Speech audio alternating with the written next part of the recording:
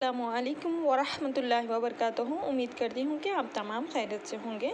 आज हम इस कमरे जमात में मज़मून उर्दू का मुतालिया करेंगे। आज हम इस कमरे जमात में सबक इत्तेहाद यानी कि मुत्तहिद होने का, यूनिटी से मुताल्लुक़ समझने की कोशिश करेंगे। ताकत एक जगह रहने पर ताकत किस तरीक़े से रहती, यूनिटी किस तरीक़े से रहती, इस सबक के ज़रिए हम जानकारी हासिल करेंगे। इत्तेहाद।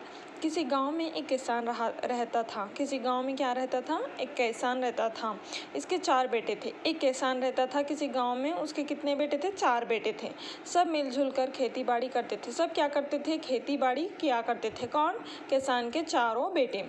अपने गांव में इनकी खेती सबसे अच्छी थी।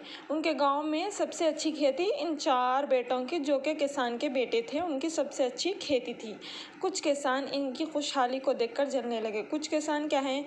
ये 4 भाई मिलकर जो खेती बाड़ी करते थे, उनकी खुशहाली देखकर जलते थे। इन लोगों ने किसान के बेटों को एक दूसरे के खिलाफ भड़काना शुरू किया। जो लोग जलते थे वो लोग क्या करने लगे? किसान के बेटों को भड़काने लगे एक दूसरे के खिलाफ। किसान के बेटे जो हमेशा एक दूसरे से मोहब्बत से पेश आते थे, वो अब एक दूसरे से झगड़ा करने लगे। तो अब जब लोग भड़काने लगे तो किसान के बेटे जो हमेशा एक दूसरे से मोहब्बत से पेश आते थे, वो क्या करने लगे? एक दूसरे से झगड़ा करने लगे, क्योंकि लोग उनके बीच में झगड़ा डालना चाह रहे थे।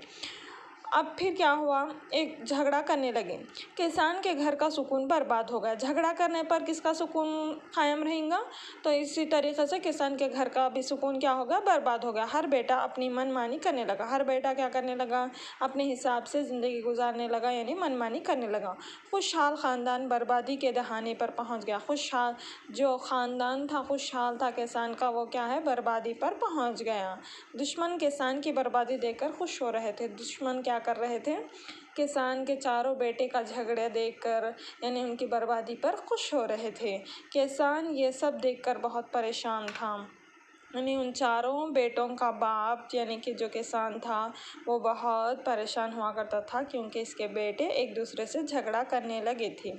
वो हर वक्त सोचता कि क्या करें, और किसान सोचने लगा कि अपने बेटों को एक मोहब्बत से पेश आने का तरीक़ा किस तरीक़े से रखे, यानी कि उन लोगों को इत्तेहाद से किस तरीक़े से रखे, वो हर वक्त सोचा करता था, परेशान रहा करता था। किस तरीके से फिर से हम मिलजुल कर रह सकें, वो हमेशा सोचा करता था किसान। आगे की इबारत का मुतालिया हम अगले जमात में करने की कोशिश करेंगे। उम्मीद करती हूँ कि आप सबको आज हमारे उन्वान पहली इबारत का मुतालिया की हम समझ में आया होगा। आज आपका होमवर्क है, यहाँ पर जो अल्फाज के माने दिए गए हैं, आप सब मेरे साथ इन अल्फाज के मानों को दोहराते जाइए, यानी पढ़ते जाइए। मेल मिलाप, इत्तेहाद व इत्तेफाक, दिल में मैल आना, दिल में बुराई आना, बर्बाद करना, तबाह करना, खुशहाल, खाता पीता, मालदार। आप ये तमाम अल्फाज मानों को क्या करना है आप लोगों को? इन अल्फाज के मानों को जिस तरीक़े से हमने अभी पढ़ा, उस तरीक़े से पढ़ते हुए बग़ैर किसी गलती के लिखना है एक मरतबा। जज़ाकल्लाहु खैर।